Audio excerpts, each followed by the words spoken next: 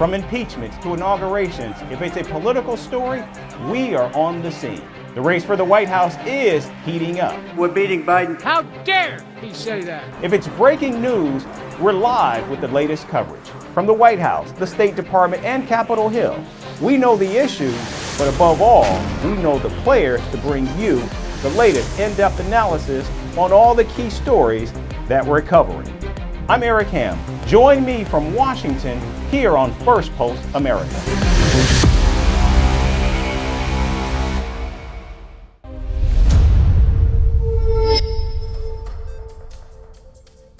Happy Friday and welcome to Firstpost America, your global pit stop for the latest news and headlines from the United States and around the world. I'm Eric Ham coming to you live from the nation's capital. We'll get you a roundup of all the day's top stories, but first, let's take a look at the headlines.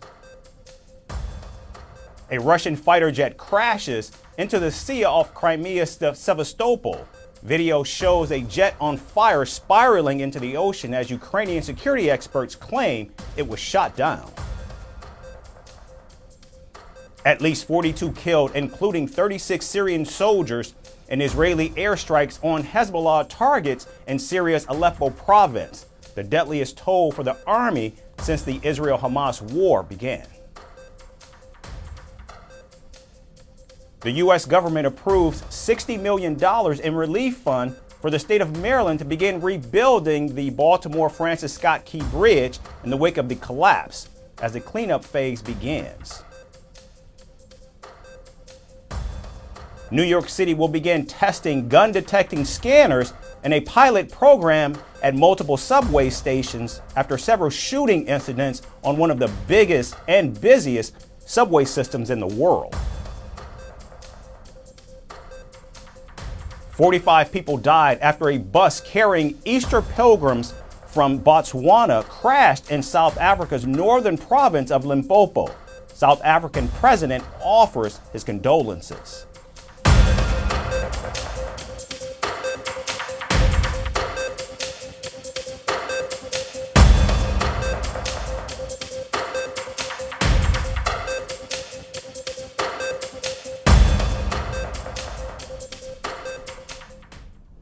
We begin with the latest from the United Nations. Russia has blocked the renewal of a panel of UN experts monitoring longstanding sanctions against North Korea over its nuclear weapons and ballistic missile programs. This comes just a week after the UN panel said it was investigating reports that Russia violated rules by buying North Korean weapons, including ballistic missiles for use in Ukraine. In the 15-member council, 13 voted in favor. Russia voted against and China abstained. Russia's veto was met with a flurry of criticism, and Washington said Moscow's veto was a corrupt bargain with Pyongyang. South Korea also called Russia's move an irresponsible decision despite its status as a permanent member of the UN Security Council. Kyiv said Russia's veto was a guilty plea amid allegations that Pyongyang is aiding Moscow in the war in Ukraine. Russia's actions today have cynically undermined international peace and security, all to advance the corrupt bargain that Moscow has struck with the DPRK. Moscow appears to be intent on facilitating the DPRK's illegal pursuit of weapons of mass destruction, and its veto today was a self-interested effort to bury the panel's reporting on its own collusion with the DPRK to secure weapons that it can use to further its aggression against Ukraine. At this moment, Russia seems to be more interested in embracing or encouraging the DPRK for its provision of munitions and ballistic missiles for the conduct of war in Ukraine, at the expense of nuclear non-proliferation regime and proper functioning of the Security Council. There can be no justification for disbanding the guardians of the UN's DPRK sanctions regime, consisting of multiple resolutions adopted unanimously by this council. This is almost comparable to destroying a CCTV to avoid being caught red-handed. The panel, through its work to expose sanctions non-compliance, was an inconvenience for Russia. It is deeply concerning that Russia, a permanent member of this council, has taken such action. But let me be clear to Russia. The sanctions regime remains in place. And the UK remains committed to holding DPRK to account for its compliance with the sanctions regime. Now, Russia has repeatedly denied using North Korean weapons, and its UN ambassador went on to call the West's claims unfounded insinuations. Now, to be clear, Moscow's veto at the UN Security Council does not remove the sanctions on North Korea, but the veto does, in fact, disband the expert group set up to monitor the violations. We are convinced that it is high time for the Council to engage in reflection on updating the sanctions regime in respect of the DPRK. Our country repeatedly advanced ideas to that effect and tried to adapt the restrictions to the rapidly changing realities on the ground. One such initiative is the Russian-Chinese humanitarian draft resolution that remains relevant. However, all of our attempts to advance that have time and again come up against the absolute reluctance of Western countries to deviate from their destructive and punitive logic vis-a-vis the DPRK. A weapon in this harmful situation is now the panel of experts of the 1718 Committee. It has ceased to carry out its direct obligations.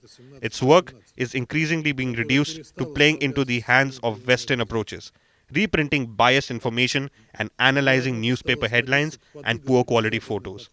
In so doing, the group is essentially conceding its inability to come up with sober assessments of the status of the sanctions regime.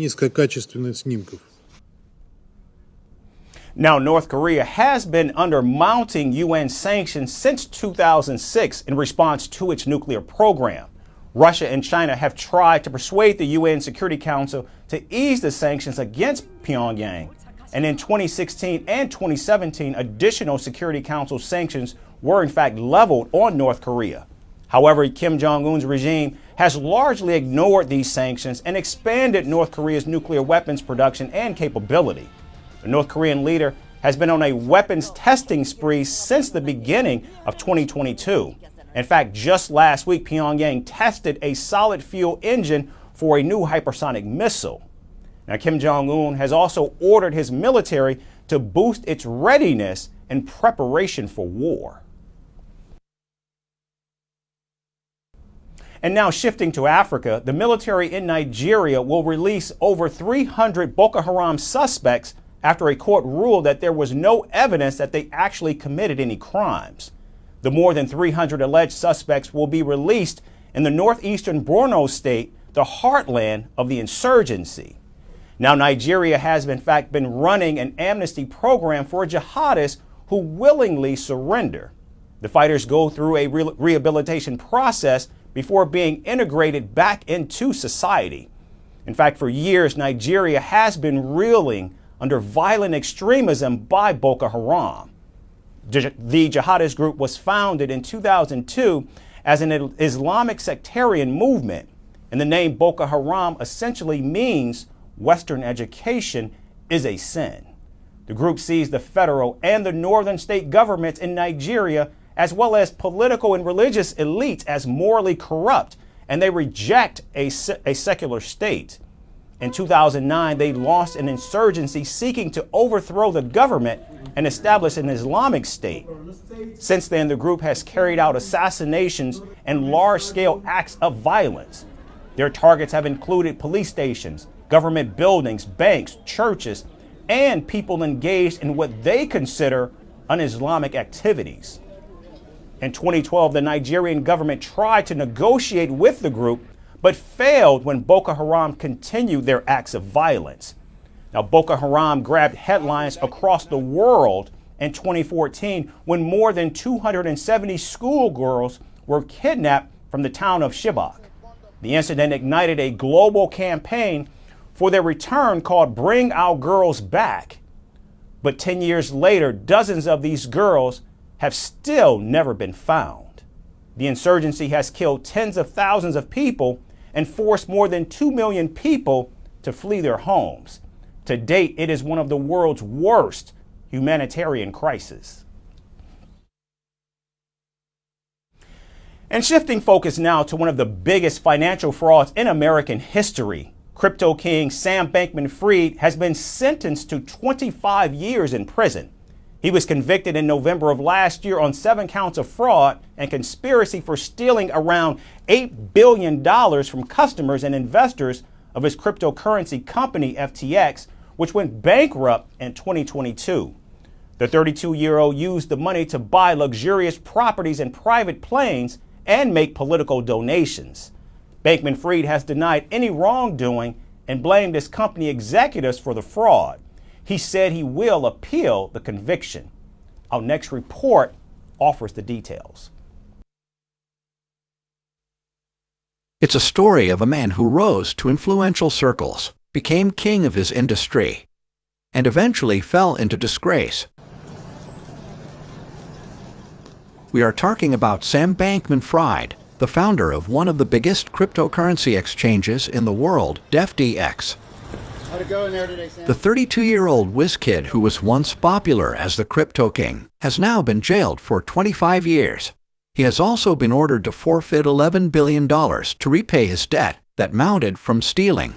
Bankman-Fried was convicted of 7 counts of fraud and conspiracy in November last year. Sam Bankman-Fried perpetrated one of the biggest financial frauds in American history. A multi-billion-dollar scheme designed to make him the king of crypto. But here's the thing. The cryptocurrency industry might be new. The players like Sam Bankman-Fried might be new. This kind of fraud, this kind of corruption is as old as time, and we have no patience for it. He stole around $8 billion from his customers and investors. The fraud eventually led to the bankruptcy of the crypto exchange company FTX in 2022. 3 members of his inner circle have already pleaded guilty to related crimes. They even testified against the industry's once a golden boy in the trial. Now many would ask, where did the money go? What did the young entrepreneur do with that kind of money? Well, here's your answer. Bankman-Fried spent his customers' money on buying luxurious properties in the Caribbean. He bought private jets and even made political donations. But on top of all this, he used the money to fund FTX's affiliate company Alameda Research, which suffered huge losses during the cryptocurrency market decline. He also used the money to bribe Chinese officials to be able to use the funds in the frozen bank accounts during an investigation in the country. During the hearing on his punishment, U.S. District Judge Lewis Kaplan delivered a harsh assessment of Bankman-Fried's behavior.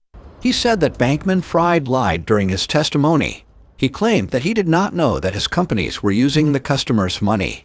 The judge said he knew it was wrong and criminal, but he wouldn't admit it, and he never uttered a word of remorse for committing those terrible crimes.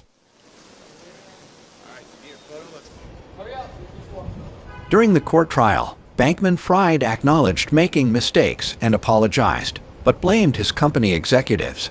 He said he never intended to defraud anyone, and that the alleged harm to FTX's customers had been exaggerated. In the court, his lawyer called Bankman-Fried a well-intentioned, awkward math nerd who did not intend to hurt people. Bankman-Fried has denied wrongdoing. He said that he will appeal against the conviction, while his parents said that they will continue to fight for their son.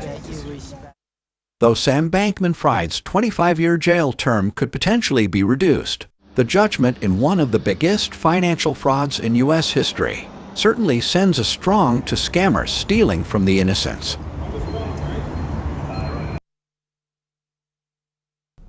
In 2024, as developing countries across the world look forward, aiming for a better and brighter future, there is one country that is going back in time, literally, Afghanistan. In almost 3 years after regaining power in the Southeast Asian nation, the Taliban have created the world's most serious women's rights crisis. They've brought back one draconian measure after another. In the latest, the Taliban are resuming publicly stoning women to death.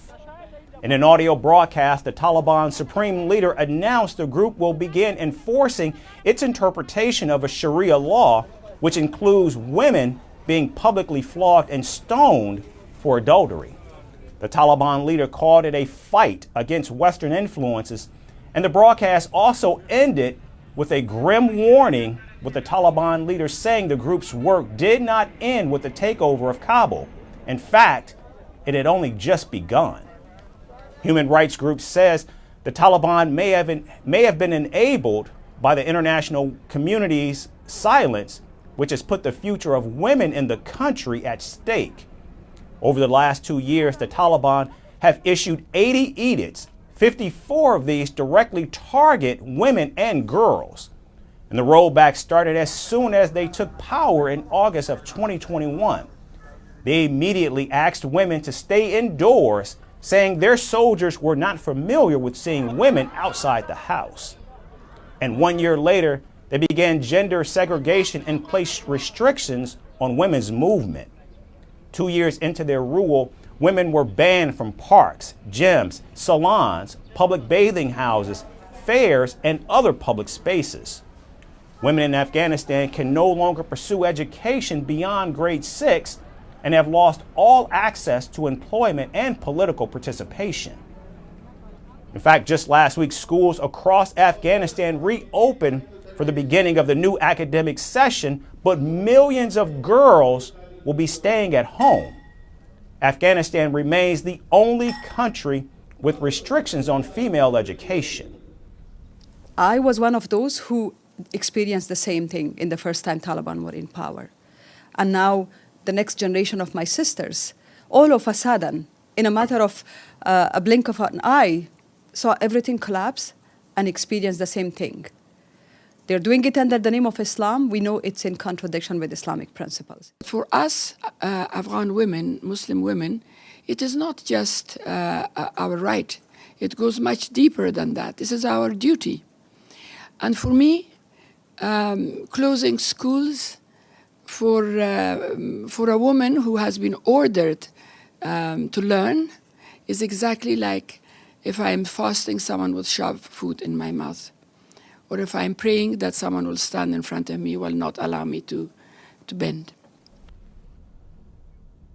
Now, the Taliban has also decreed that women should cover themselves from head to toe, revealing only their eyes. Girls as young as 16 have been arrested in Kabul for violating this hijab rule, and effectively the women of Afghanistan have been imprisoned within the walls of their own homes. And while they promised a Taliban 2.0, the reality today mirrors much of its rule of the 1990s.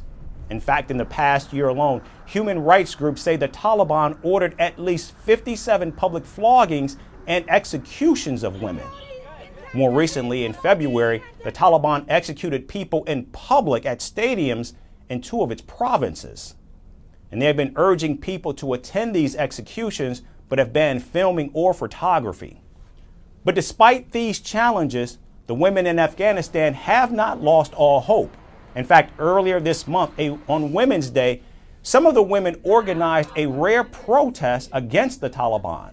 They held up signs to hide their faces that read, "Afghanistan is hell for women."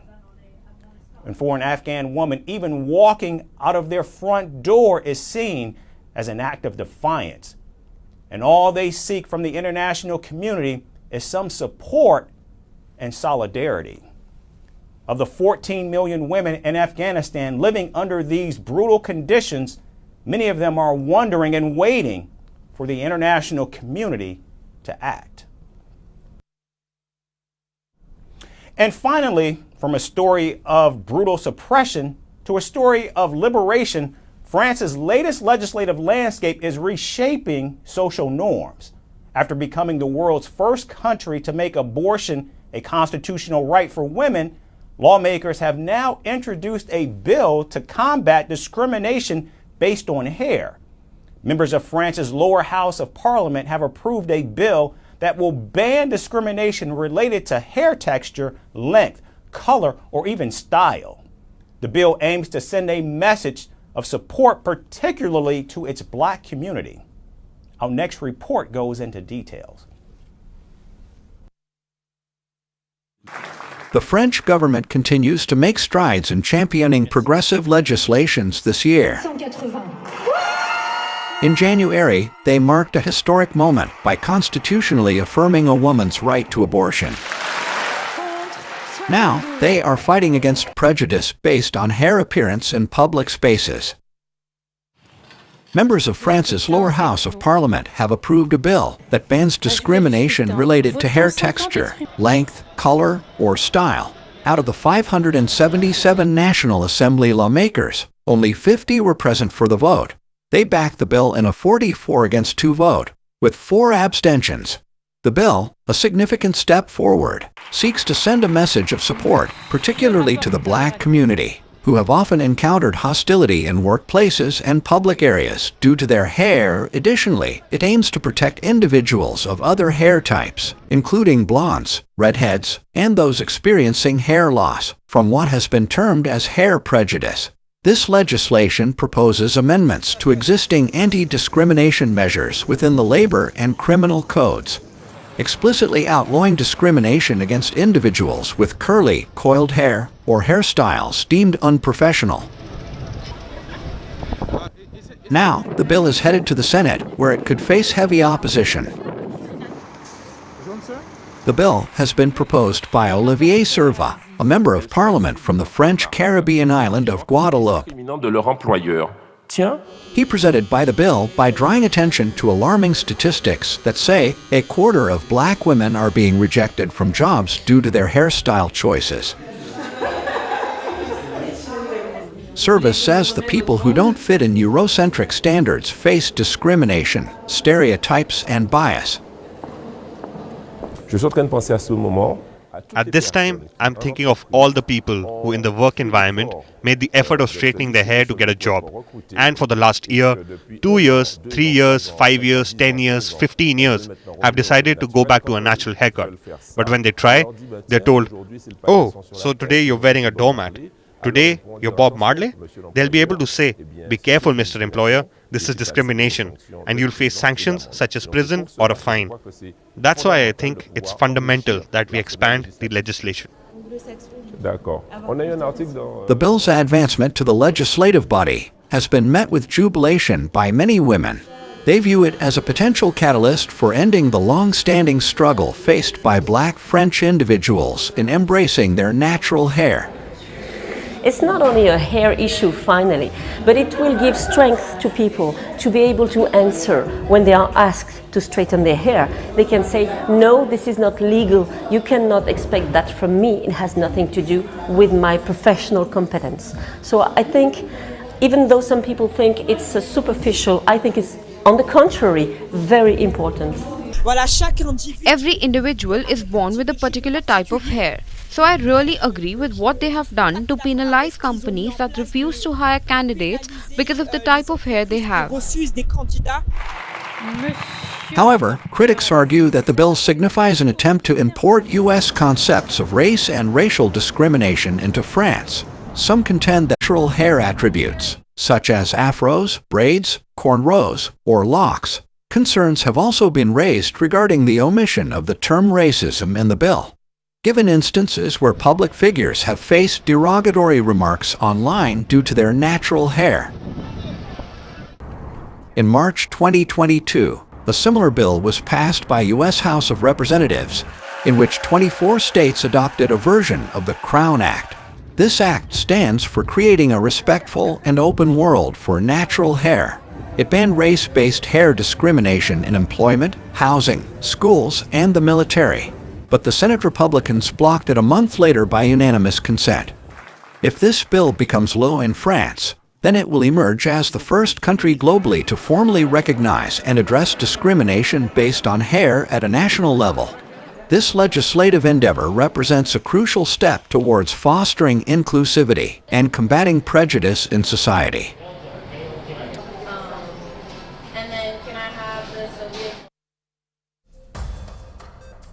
That's our show for today. We certainly thank you so much for tuning in. We hope to see you right back here on Monday. Have a great weekend. Thanks again for watching.